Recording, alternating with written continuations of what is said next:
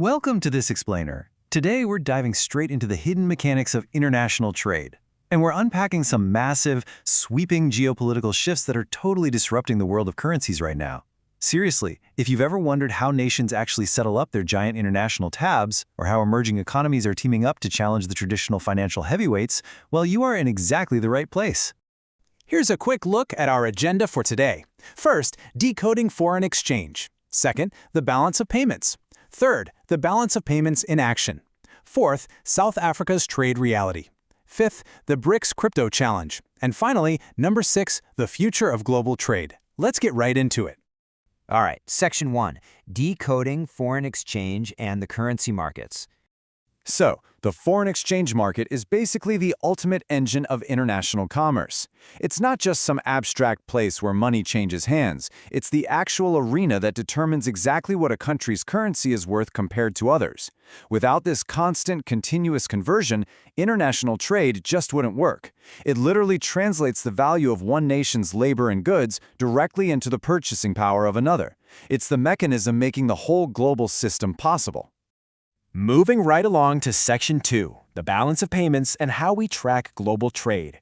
Think of the balance of payment, or BOP as we'll call it, as a country's ultimate financial scorecard. It's this massive, comprehensive ledger tracking every single export, import, and capital transfer between one specific country and the rest of the world over the course of a year. When you boil it down, it basically tells us whether a country is fundamentally living within its means on the global stage.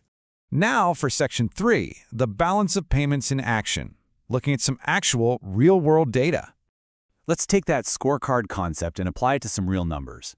We're looking at South Africa's financial account from early 2018 right through mid-2020. And wow, notice how this is absolutely not a flat, predictable line. The data shows these incredibly dramatic peaks and valleys. Look at that massive surge peaking at over 74,000 around October 2019, which is then followed by a sheer cliff drop into a valley of negative 38,592 by July 2020. What we are looking at here is the real-time beating heartbeat of a nation's global financial interactions. Now, you've got to be asking yourself, what causes these crazy whiplash-inducing financial swings? Well, it really comes down to a few core things: fluctuating exchange rates, varying global demand for a country's exports, and sudden shifts in foreign direct investment. Those factors play a huge role in destabilizing or boosting this scorecard. Because when foreign investors suddenly pour money in or, just as abruptly, decide to pull it out, the balance of payments feels that shockwave instantly. All right, into Section 4, South Africa's trade reality and its major trading partners. Looking at the data from February 2020, we can see a really fascinating tension between South Africa and its top 3 trading partners: China, Germany, and the United States. Take China, for example. South Africa is heavily reliant on them, with China making up a whopping 17.9% of their total imports. But flip that around, and China only accounts for 10.5% of South Africa's exports. That percentage gap? That represents a huge flow of capital moving entirely in one direction. And that directly, heavily impacts that BOP scorecard we were just talking about. Because remember, trade does not happen in a vacuum. It happens through very specific, constantly moving exchange rates. If we look at the BRICS nations, that's Brazil, Russia, India, China, and South Africa, and compare their currencies against the South African rand in late December 2020, you see a really mixed bag. The Brazilian real stands out as the strongest at 2.79 rand to 1 real. On the flip side, the Russian ruble and the Indian rupee are sitting down at just 0.19 to the rand. It's a perfect snapshot showing just how incredibly complex and uneven currency values can be even within a single unified economic bloc. Which leads us perfectly into Section 5, the BRICS crypto challenge and the push for unified digital money. To really grasp the kind of leverage these countries have, you have to look at this number. As of 2018, these 5 BRICS nations wielded substantial economic power, holding a combined nominal gross domestic product of $40 trillion. $40 trillion. To put that massive number into perspective, that's about 23.2% of the entire gross world product stretched across 3 continents. Make no mistake, this is a seriously influential geopolitical force. But here is the huge structural problem they're running into.